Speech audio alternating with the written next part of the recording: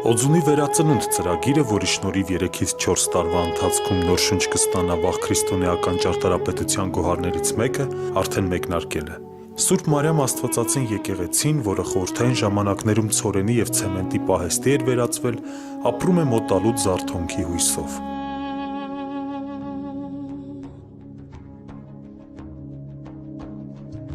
Առանձնակի կարևոր է նաև հոգևոր վերածնունդը, արտահայտված օձունի երբեմնի ավանդույթների վերականգնմամբ։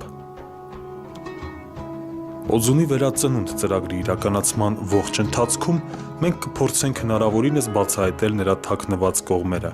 այն ամենը, ինչն օձունին համաշխարհային մշակութային ժառանգության մասնիկ է դարձնում։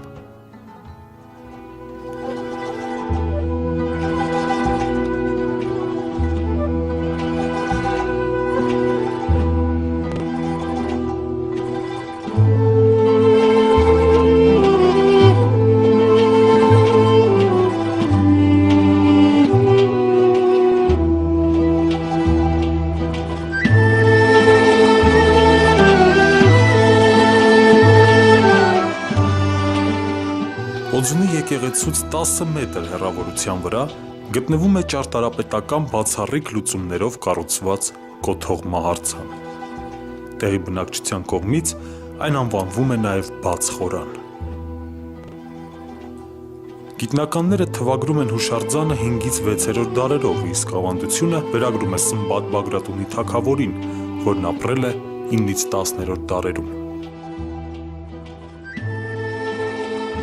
Պաշտամունքային քառակող կոթողները վաղ միջնադարում հատկապես տարածված են եղել Գուգարքի և Այրարատի նահանգներում։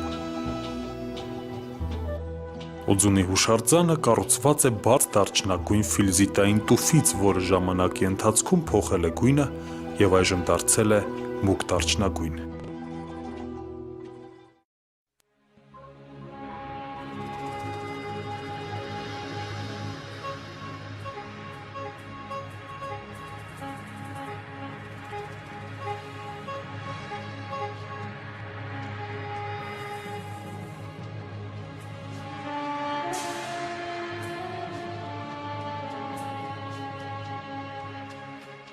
Երկհարկ կառույցը տեղադրված է 2,5 մետր բարձրություն ունեցող պատվանդանի վրա, որը արևմտյան հատվածից ունի աստիճաններ։ Աստիճաններից վերև տեղադրված է 3 սյուն, որոնք ավարտվում են պայտաձև կամարներով։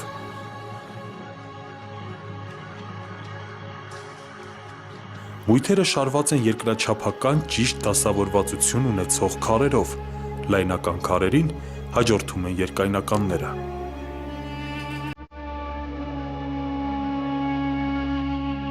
Կամարներից վեր ձգվում է զգալի բարձրություն ունեցող քիվը, որի ներքևի հատվածը մշակված է երկշար և հատված բուրգիձև ունեցող ելուստներով, իսկ դրանից վեր պայտաձև կամարիկներով։ Քիվից վեր հավանաբար եղել է նաև 3-րդ հարկաբաժինը, որը մեր օրերին ցավոք չի հասել։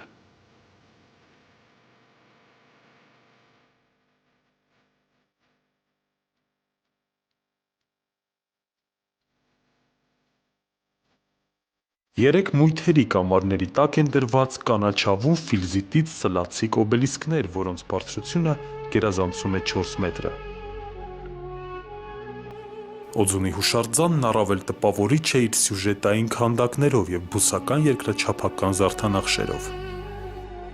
Թեև հողմահարությունների հետևանքով վերևի մասերը և որոշ ներքևի հատվածներ եղծված են,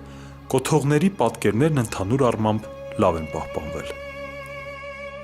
Արևմտյան և արևելյան կողմերի պատկերները ներկայացված են դրվագների տեսքով, որոնք եզերված են դեկորատիվ շրջանակներով։ Այդ դրվագները դասավորված են մեկը մյուսի հետևից ուղղահայաց շարքով։ Կոթողի պատկերաշարը սկսվում է հյուսիսային արևմտյան ճակատից։ Առաջին պատկերը եղծված է, կարծիք կա, որ այնտեղ Գաբրիել հրեշտակն է, քանի որ իմաստային առումով այդ պատկերը կապվում է հաջորդ դրվագների հետ։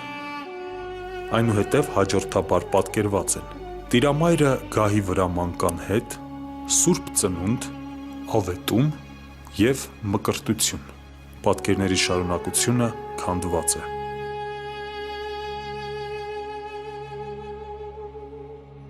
Ծննդյան տեսարանում երևում են միայն պառկած տիրամայրն ու Հովսեփը, չկա մանկան պատկերը, նա հավանաբար պատկերված է եղել Մարիամից և Հովսեփից վերև։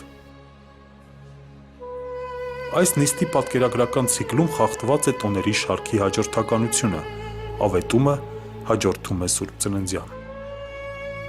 Ավետման տեսարանը կոթողի ճիշտ կենտրոնում է և ենթադրվում է, որ սա նպատակ ունի ընդգծել Հիսուս Քրիստոսի ծննդյան աստվածային էությունը։ Մկրտության տեսարանում մեջտեղում Քրիստոսի կիսապատկերն է, աջից Հովհաննես Մկրտիչը ջուր է լցնում նրա գլխին։ Քրիստոսը պատկերված է որպես մանուկ, ձախ կողմում աստիճանների վրա խաչագավազան է, վերևում մեծ աղավնի, իսկ կիսաշրջանից Աստծո աչքն է երևում։ Հարավային կոթողի արևմտյան ճակատի խոյակին պատկերված է ամենակալը,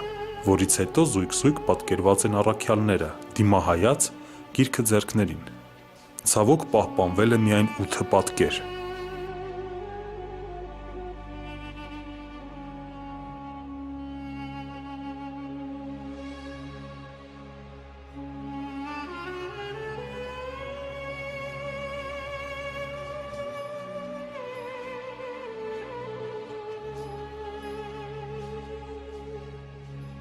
Արևելյան հատվածը համեմատաբար ավելի լավ է պահպանվել։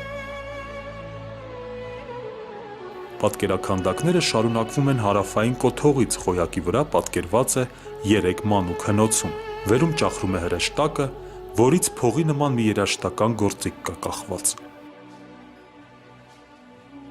Հաջորդ պատկերները ներկայացնում են սրբերի շարքերը ողջ հասակով։ Խոյակից ներքև պատկերված է Սուրբ Սարգիսը, ում պաշտամունքը Հայաստանում շատ տարածված է եղել։ Նա զինվորական հագուստով է և վահանով։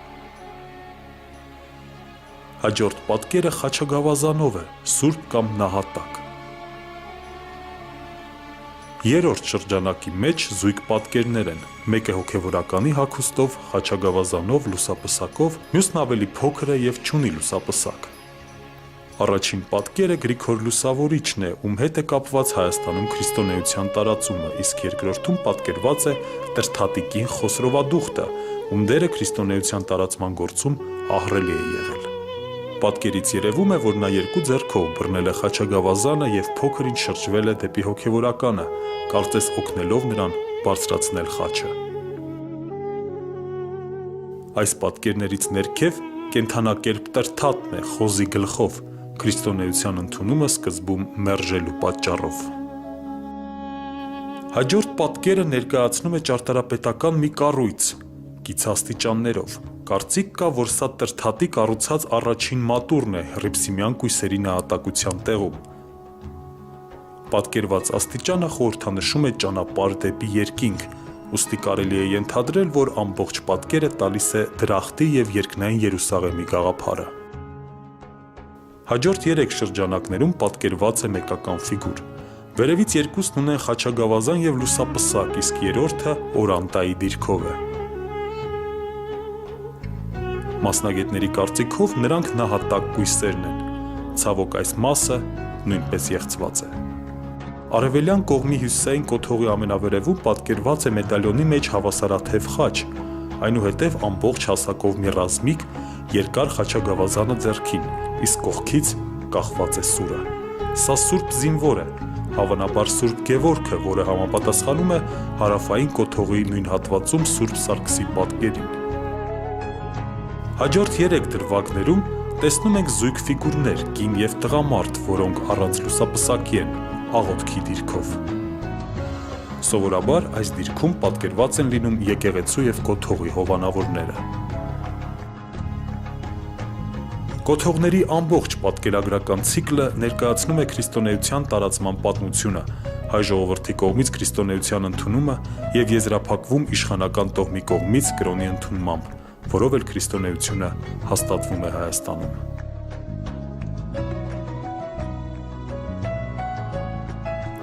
Ժամանակի կործանիչ ուժի և խնամքի բացակայության պատճառով Օձունի բաց խորանն այսօր անմխիթար վիճակում է։ Օձունի վերածնունդ ծրագրի շրջանակներում ժամանակակից ճարտարապետական տեխնոլոգիաների կիրառմամբ կապահովվի նրա պահպանումը և փոխանցումը հաջորդ սերունդներին։